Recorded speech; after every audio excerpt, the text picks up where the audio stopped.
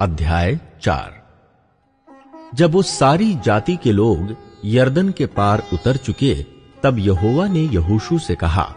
प्रजा में से 12 पुरुष अर्थात गोत्र पीछे एक एक पुरुष को चुनकर ये आज्ञा दे, तुम यरदन के बीच में जहां याजकों ने पांव धरे थे वहां से 12 पत्थर उठाकर अपने साथ पार ले चलो, और जहां आज की रात पड़ाव होगा वहीं उनको रख देना। तब यहोशू ने उन 12 पुरुषों को, जिन्हें उसने इस्राएलियों के प्रत्येक गोत्र में से छांट कर ठहरा रखा था, बुलवा कर कहा, तुम अपने परमेश्वर यहोवा के संदूक के आगे यरदन के बीच में जाकर इस्राएलियों के गोत्रों की गिनती के अनुसार एक एक पत्थर उठाकर अपने अपने कंधे पर रखो, जिससे ये तुम लोगों के बीच चिन्ह ठहरे। और आगे को जब तुम्हारे बेटे ये पूछें इन पत्थरों का क्या मतलब है,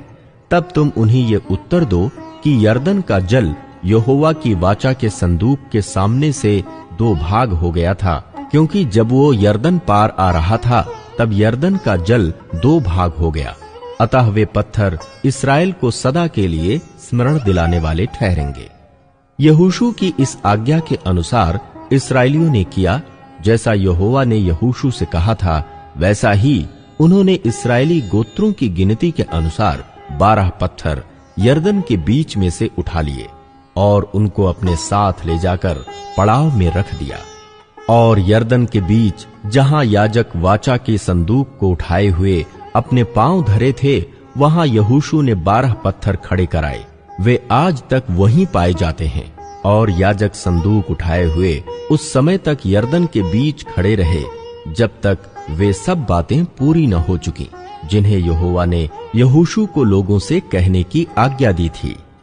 तब सब लोग फुर्ती से पार उतर गए, और जब सब लोग पार उतर चुके, तब याजक और यहोवा का संदूक भी उनके देखते पार हुए। और रूबेनी, गादी और मनश्शे के आधे गोत्र के लोग मूसा के कहने के अनुसार इस्राएलियों के आगे पांति बांधे हुए पार गए, अर्थात कोई 40,000 पुरुष युद्ध के हथियार बांधे हुए संग्राम करने के लिए यहोवा के सामने पार उतरकर यरीहो के पास के अराबा में पहुंचे। उस दिन यहोवा ने सब इस्राएलियों के सामने यहोशू की महिमा बढ़ाई, और जैसे वे मूसा का भय मानते थे, वैसे ही यहोशू का भी भय उसके जीवन भर मानते रहे। तब यहोवा ने यहोशू से कहा, साक्षी का संदूक उठाने वाले याजकों को आज्ञा दे कि यरदन में से निकल आए। तो यहोशू ने याजकों को आज्ञा दी, यरदन में से निकल आओ। और ज्यों ही यहोवा की वाचा का संदूक उठाने वाले याजक यरदन के बीच में से निकल आए और उनके पांव स्थल पर पड़े, त्यों ही यरदन का जल अपने स्थान पर आया और पहले के समान तटों के ऊपर फिर बहने लगा।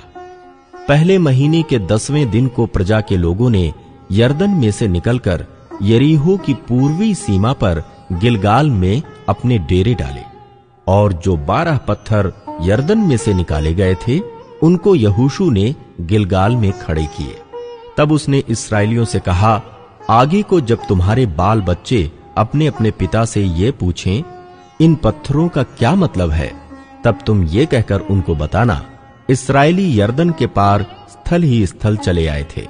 क्योंकि जैसे तुम्हारे परमेश्वर यहोवा ने लाल समुद्र को हमारे पार हो जाने तक हमारे सामने से हटाकर सुखा रखा था, वैसे ही उसने यरदन का भी जल तुम्हारे पार हो जाने तक तुम्हारे सामने से हटाकर सुखा रखा, इसलिए कि पृथ्वी के सब देशों के लोग जान लें कि यहोवा का हाथ बलवंत है, और तुम सर्वदा अपने परमेश्वर यहोवा का भय मानते रहो।